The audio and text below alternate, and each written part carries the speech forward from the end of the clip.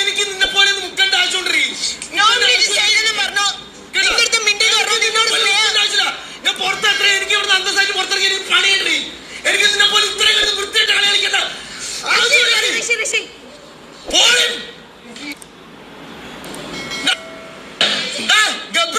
അവള് പോട്ടാ ഫ്രണ്ട് വന്ന് ചിരിച്ചില്ല. നീ ഇത്ര കളിച്ചിട്ട് നീ ഫ്രണ്ട് വന്ന് ചിരിക്കുന്നില്ല. നീ നീ എന്റെ അടുത്ത് ചിരിക്കാൻ പറ്റാ കേട്ടോ. നീ നീ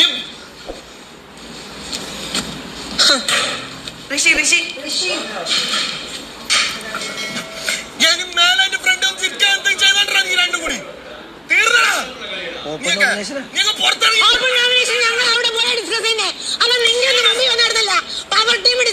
അവിടെ നിർത്തണമായിരുന്നു. അവിടെ ഞങ്ങൾക്ക് 2 തരം 3 തരം അഭിപ്രായം കാണും. അവൻ ആക്റ്റീവ് അല്ലെങ്കിൽ ആക്റ്റീവ് അല്ലെന്ന് തന്നെ പറയും. എന്നും പറഞ്ഞവന് മുമ്പിൽ ചിരിക്കാൻ പാടില്ലെന്നൊന്നുമില്ല. ഇങ്ങനെ തെറ്റിയത് ഇങ്ങനെ തെറ്റിയത് മുമ്പേ ഒക്കെ പറയും. എന്നൊരു നോമിനേറ്റ് ചെയ്യാൻ പാടില്ലേ?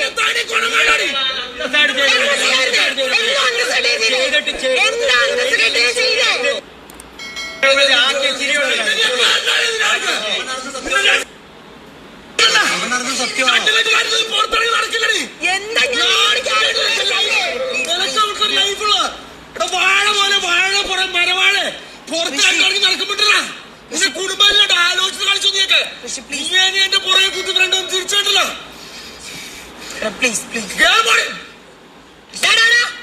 ഞാൻ കേട്ടോ, ഇത്ര നേരം കേട്ടോ.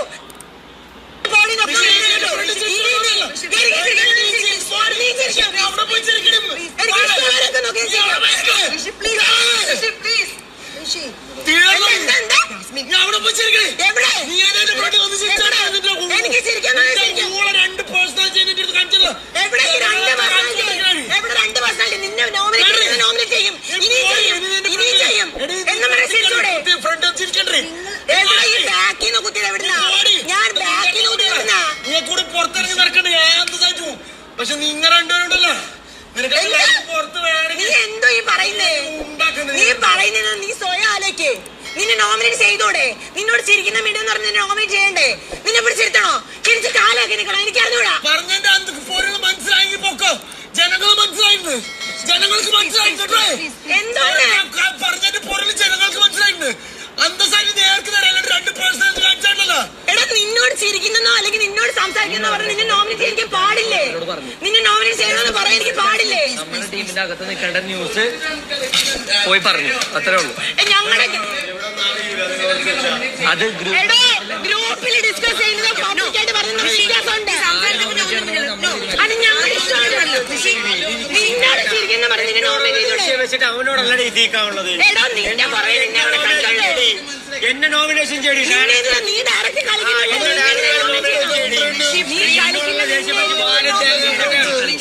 പറഞ്ഞോണ്ടല്ലോ അങ്ങനെ കളിക്കല്ലോ.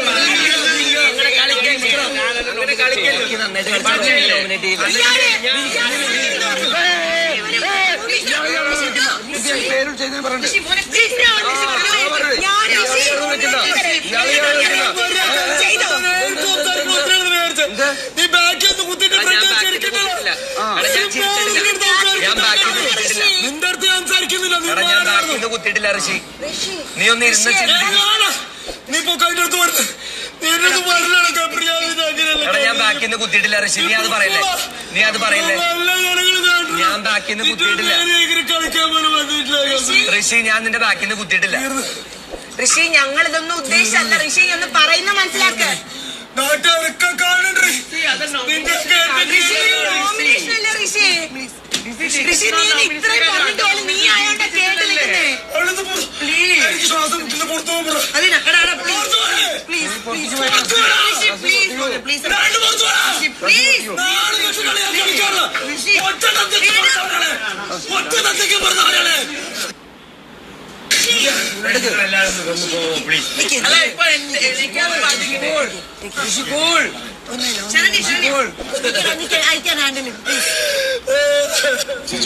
ഇല്ലടാ മക്കളേടാ കൺഫ്യൂഷനിലേക്ക് വരിക.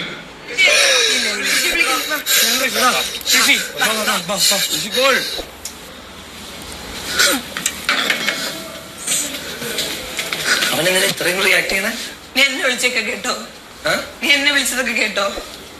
ഞാൻ കേട്ടു, അതാ ഞാൻ പറഞ്ഞത്.